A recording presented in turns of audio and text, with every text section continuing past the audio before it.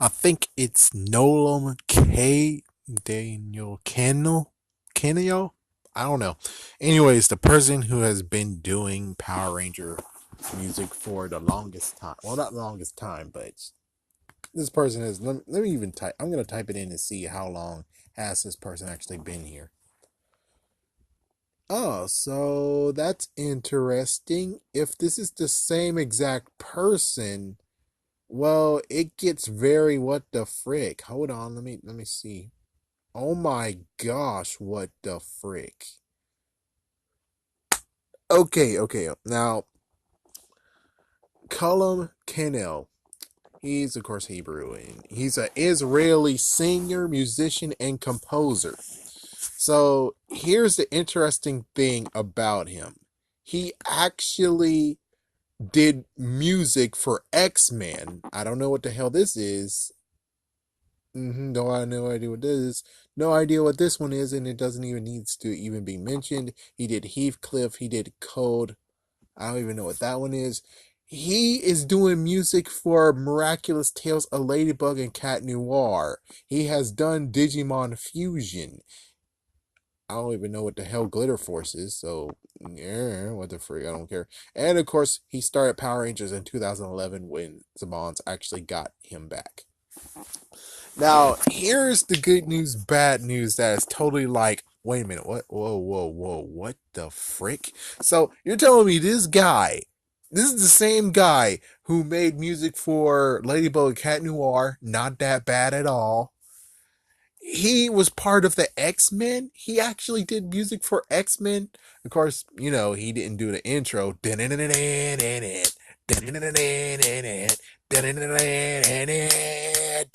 Nope. That was actually Ron Wasserman. So apparently he's good with music for the shows, for the actual episodes, but it's kind of like he's not good enough to actually do music for the intros. Except, well, apparently he did Ladybug and Cat Noir. He did the alternate version of the song. So even though I don't really know if it's the same one as the one that is on the series, I would just basically say X-Men did a good job. That was a good music for the ones I remember seeing. I'm watching Ladybug and Cat Noir. I have videos already on it, so he's doing music on that. That music didn't suck at all. What is making him go to the point of where it's totally sucking? So, are you trying to tell me that maybe, just maybe, the ones who were like, Jaime Saban's over there, he made me do it, he made me do it.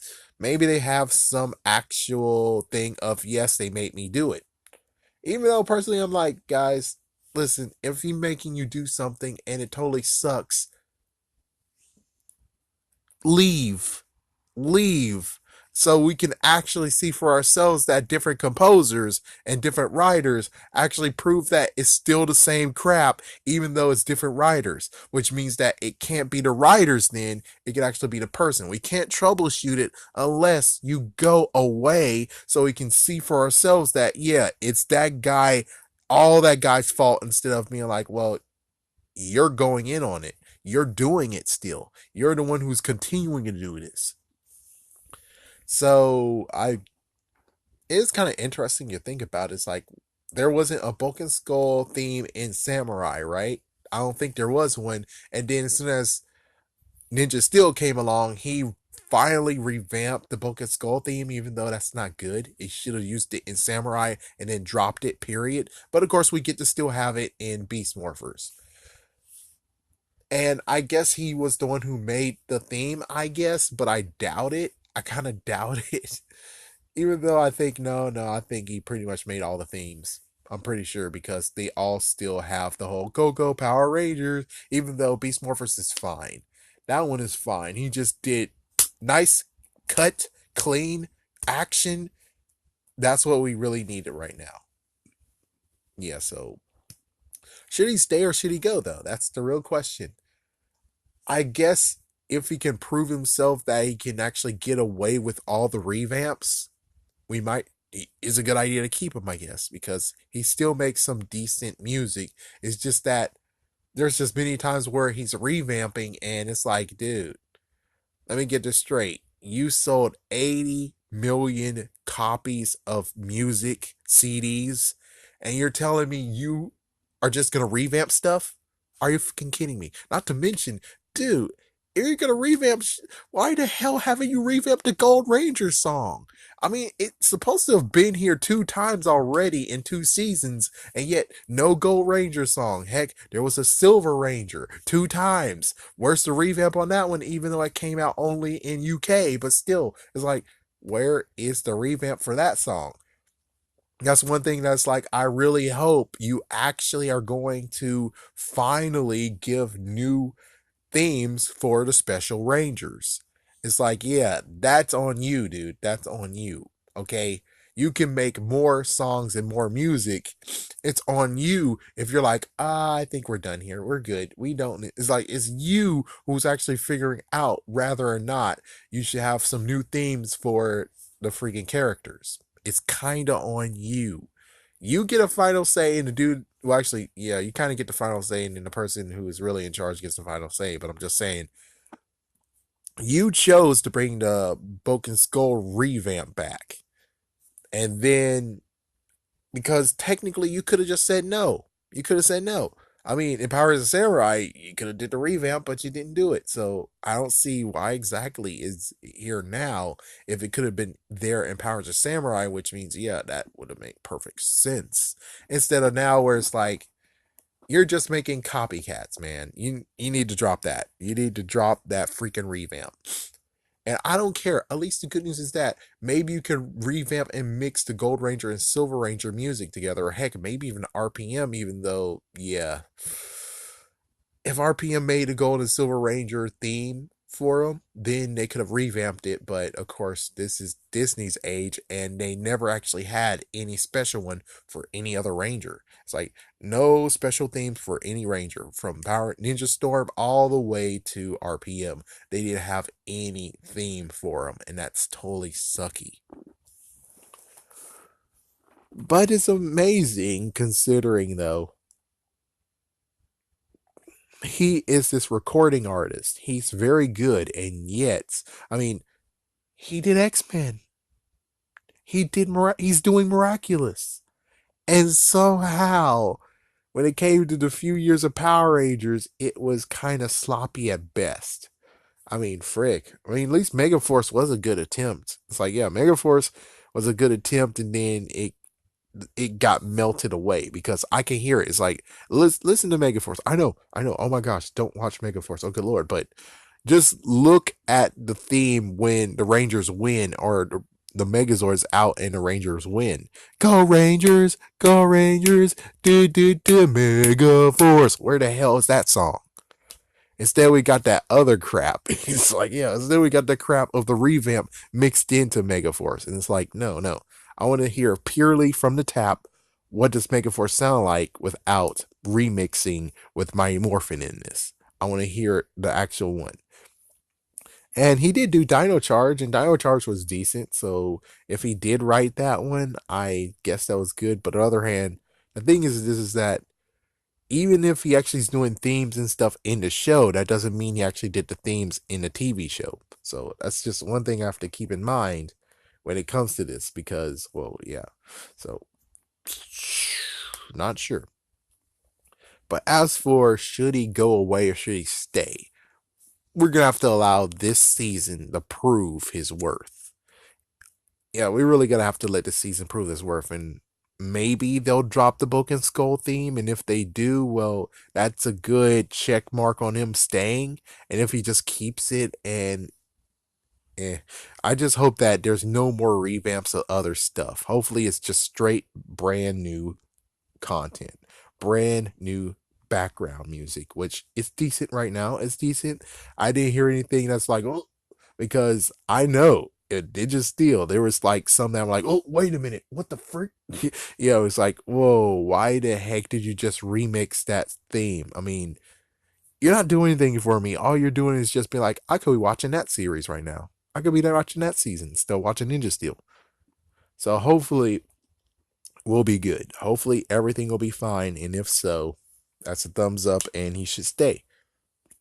I mean, looking at Miraculous, it's like, how in the world do we get from Miraculous being very good, very well done when it comes to the music and the arranging and the composition, to Megaforce and Ninja Steel, and oh my gosh, it's like, so maybe you're just getting held back, and if so, that sucks. I mean, I wish you leave. It's like, I wish everyone who is like, oh, but we weren't responsible. It was him. It was the Jaime man. It was Jaime. He did it. It was the Batman. The Goblin made me do it. I'm like, no, no, no. Listen, listen. He didn't make you do anything. You could have left. You could have always have left, and then we could actually see troubleshooting of what the fuck. Okay? Look at all of the people who wrote for Dino Charge. There was a lot of people who wrote for him, and guess where they went? They left. They freaking left. That's why Ninja Steel only has, I think they had like at least less than 10 writers, while Dino Charge had like at least less than 20. Yeah, it's like Dino Charge had a lot of freaking writers in this. Ninja Steel didn't really have that much. Ninja Steel didn't have that much at all. So it's like, yeah, you can see what I'm talking about, of where, dude, you guys could have left. You could have left, and then we could actually troubleshoot and be like, oh, so it's your fault. Because if you leave and he has to force to get new people, maybe he can open his eyes and be like, oh, maybe the things I'm doing, maybe forcing him to do this type of thing isn't good. And maybe that could actually change his damn mind. I mean, he's not going to keep Power Rangers, of course. Yeah, if that happened like beforehand and he just left in the first place, Ninja Steel could have actually ended worse. But Ninja Steel can't actually be as worse as it could be right now. It's like, it's not going to. That's not how it goes, because Ninja Steel is not going to get better if we get writers to come, more writers, and then the other two got replaced. It's like, I don't think it could, but it might if he actually comes to his senses. But again, it's like, if he doesn't come to his senses and more writers leave and more writers come in, well, you can see that it is his fault. But considering you, all three of you stayed, Noam, you stayed, Cat Lady stayed, Owlboy stayed, you all three stayed. I mean, Jude Lin is like, yeah, I want to leave. And it's like, yep, but you have to try at least guide the ship. And that's the thing, is like, he's trying to guide his ship. And the small percentage of how Ninja Steel was good is all Jude Lin. That's serious. Yeah, the only good parts that are in Ninja Steel is Jude Lin. Everything else is completely horrible. Jude Lin has full control of this season of Beast Morphers right now. Why is it so damn good? Because he's controlling it. He has full decent control of it. So since he has full decent control of it, nothing really is actually horrible going on with Beast Morphers. I'm not gonna say, oh, for now. I was like, no, no. I think Beast Morphers is gonna be perfectly fine. The only thing that's gonna be horrible is the comic relief duo, but thank goodness it seems like even he was able to actually know that, oh yeah, Victor Monty was very, very horrible. They were very bad. We're gonna tone down these characters and heck make them even useful. And it's like, you see? You see right there? And it's like, I'm not even sure that the freaking, hold on, hold on. I'm gonna even live do this. I'm gonna do this live. Let's see. Yeah, it's supposed to be all about the dude who's writing the music, but no, let's see for myself. Let's see. Are the two freaking nitwits actually a part of this? Are they actually writing in this? Because they haven't said crap. Okay, here it is. Click. Okay. There we go. Season 1 episode. Come on, show me the writers. Full production. Box office. Storyline detail. Okay. I'm trying to get there. I'm trying to get there right now. Oh, frick. Damn, you're not gonna let me look. Thanks, jerkbag. You're not gonna let me look, huh? Yeah, because it's the pro bullcrap. Yay, you suck. Oh my gosh, let me look at the stupid damn. Okay, let's see. Please don't. Okay, there we go. Guess what, folks? Looking in right now, guess what? Owlboy and Cat Lady are gone. They're not even in here. It's all Jude Lynn. I told you so. You guys were like, oh yeah, they are still here. It's like, no, they're not still here. Oh my gosh. So yeah, this is gonna sprout another freaking episode. Definitely. Oh, and guess what? The dead person I said that was in the previous one that they mentioned, he's listed here too. Oh my gosh. Would you leave him alone? Even though this is a perfect one for him to actually be labeled in. Technically, this is perfect.